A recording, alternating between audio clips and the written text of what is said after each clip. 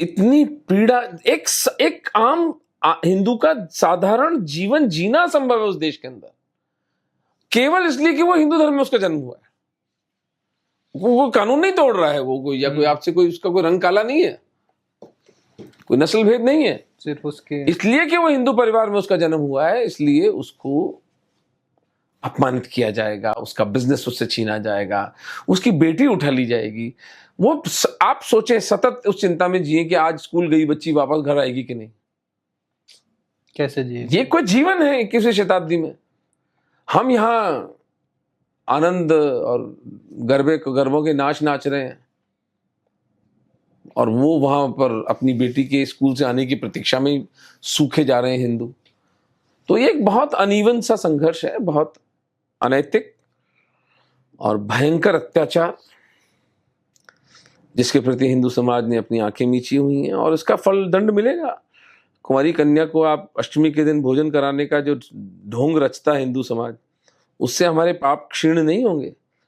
3 कुंवारी कन्याएं रोज पाकिस्तान में उनके घर से उठाई जाती हैं। ये यूरोपियन यूनियन पार्लियामेंट की रिपोर्ट है, ये कोई हेटमोंगर डॉक्टर रत्नू की रिपोर्ट नहीं है। मैं अपनी मन से गणित बात नहीं कर रहा, गूगल कर लें अपने फोनों पर, आपको मिल जाएगा। यूरोपियन यूनियन पार्लियामेंट की रिपोर्ट है। 1000 बच्चियां प्रतिवर्ष उठाई जाती हैं, तो 3 बच्चियां औसतन प्रतिदिन। उनको क्या क्या ये कोई मनुष्यता है? छोटी छोटी 10-10, 12-12 साल की बच्चियों को उठाकर उनके साथ बलात्कार करना, और कहना कि जी हमारे धर्म के अंदर इसकी सैंक्शन है, हमारे धर्म में तो ये अलाउड है लौंडियां रखना।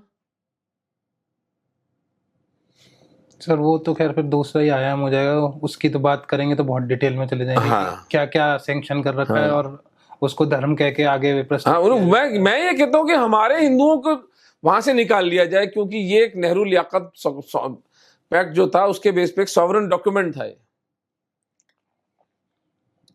और छल हुआ पाकिस्तान के हिंदुओं के साथ, बांग्लादेश के हिंदुओं के साथ। उन्हें झूठ बोला गया कि आपको ससम्मान रखा जाएगा। जिन्ना एक नंबर का झूठा बेईमान व्यक्ति था। मैं भी तमिलनाडु जाकर आया हूं, 20% तमिलनाडु के अंदर धर्मांतरण हो चुका है। 20%। किस दिन का इंतजार कर रहा है हिंदू समाज? Lock stock and barrel Tamil Nadu shift हो जाना चाहिए। जो हिंदू जिसको धर्म की परवाह है, बंगाल, केरल और तमिलनाडु, ये 3 ही तो राज्य हैं जहां पर युद्ध चल रहा है। पंजाब में भी चल रहा है सर अब तो। पंजाब बहुत कॉम्प्लिकेटेड है, बट हाँ यू आर राइट, पंजाब भी उसके अंदर डाला जा सकता है। तो दूसरे तरीके से सब जगह बात क्राइसिस पैसे का ही आता है।